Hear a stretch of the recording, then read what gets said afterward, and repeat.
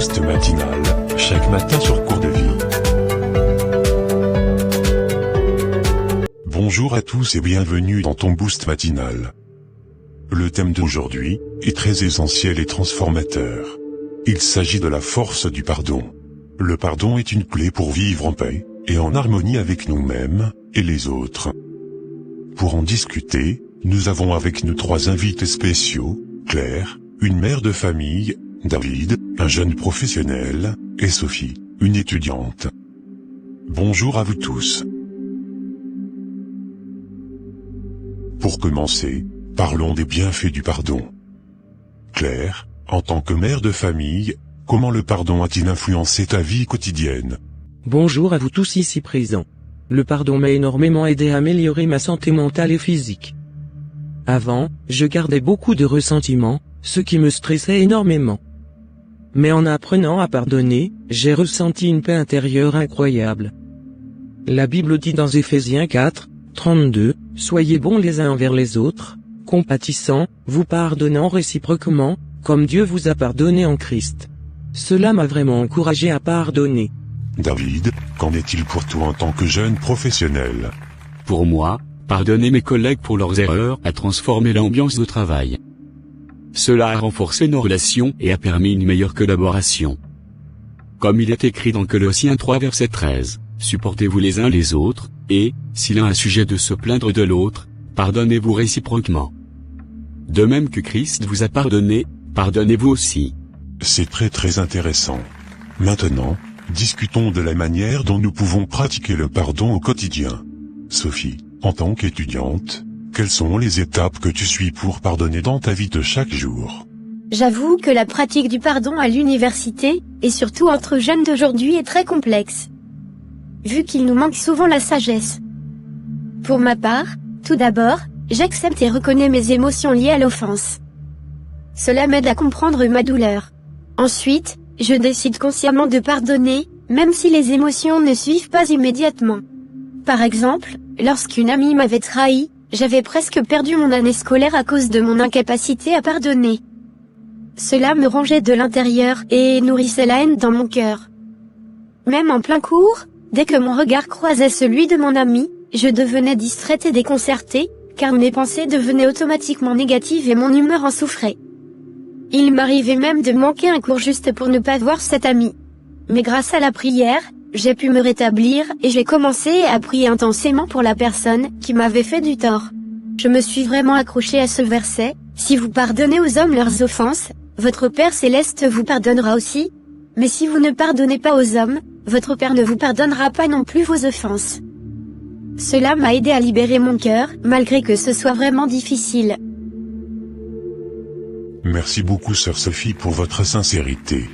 Maman Claire, auriez-vous un exemple concret de pardon dans votre vie familiale? Encourageons maman Claire à partager son expérience avec nous. Elle est dans l'émotion. Merci à vous. Je ne sais pas si c'est une bonne idée de partager mon histoire avec vous.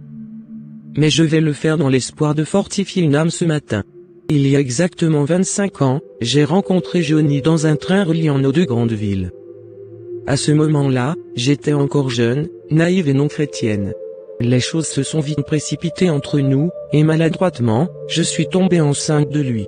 Mais Johnny ne voulait pas de cette grossesse. Il voulait juste profiter de la petite fille innocente que j'étais. Il avait renoncé à ma grossesse et m'avait donc obligé à me débarrasser du fruit de mes entrailles.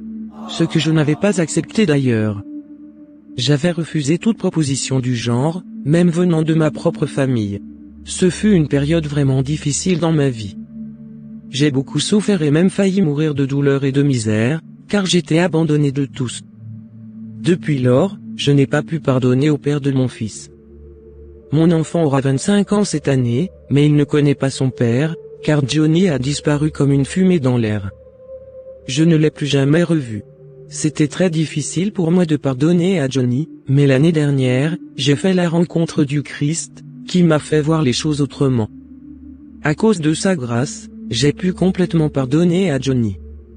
La Bible dit que personne n'est réellement vertueux. Personne. C'est d'ailleurs pour cette raison que nous avons tous commis des péchés. Alors, en vérité, aucun de nous ne mérite la grâce de Dieu. Pourtant, chacun de nous demande à Dieu de lui accorder le pardon. Le sang de Jésus a coulé sur la croix. Il est mort pour nous alors que ni moi, ni personne ne le méritait.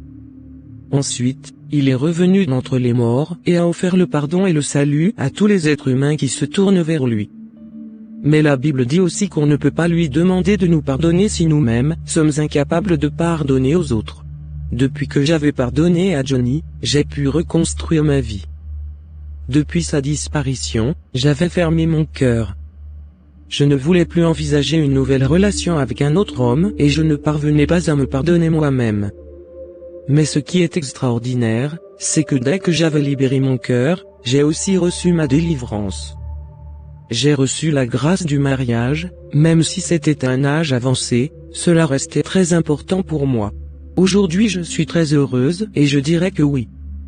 Le pardon a une force extraordinaire sur notre vie physique et spirituelle. Ovation pour Maman Claire. Votre témoignage est vraiment poignant et regorge d'enseignements précieux. J'espère sincèrement que les téléspectateurs en tireront pleinement des leçons de vie et trouveront inspiration et encouragement dans votre parcours de pardon et de guérison. Frère David, pourrais-tu partager un exemple de pardon au travail avec nous? Oui, bien sûr. Pour ceux qui maîtrisent un peu le domaine de la banque, vous savez que c'est un environnement très sournois et rempli de coups bas. Il y a quelques mois, un collègue a pris le crédit pour l'une de mes idées. Au lieu de me mettre en colère, j'ai choisi de pardonner et de continuer à travailler dur. Nous avons ensuite discuté de ce qui s'était passé, et il a reconnu son erreur. Cela a amélioré notre relation et notre collaboration. Proverbe 17, 9 dit, « Celui qui couvre une offense cherche l'amitié, mais celui qui en parle sans cesse divise les amis. » Merci à Sophie, David et Claire pour ces témoignages inspirants.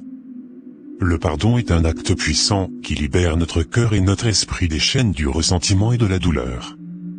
En choisissant de pardonner, nous suivons l'exemple de Jésus et nous nous ouvrons à une vie plus paisible et remplie d'amour. Matthieu 5, 7 nous rappelle, « Heureux les miséricordieux, car ils obtiendront miséricorde. » Aujourd'hui, vous qui me regardez, prenez un moment pour réfléchir à quelqu'un que vous devez pardonner. Priez pour avoir la force de pardonner et ressentez la liberté que cela apporte à votre vie. Comme il est écrit dans 1 Jean 1, 9, si nous confessons nos péchés, il est fidèle et juste pour nous les pardonner, et pour nous purifier de toute iniquité. Merci de nous avoir rejoints ce matin. N'oubliez pas que le pardon est un cadeau que vous vous faites à vous-même. Que Dieu vous bénisse et vous guide dans cette démarche. À demain pour un nouveau boost matinal. Je vous invite tous ce soir à 15h à vous connecter pour notre nouvelle animation sur Cours de vie. Ne ratez pas ce rendez-vous. Ce film est très instructif. Soyez abondamment bénis. Bye.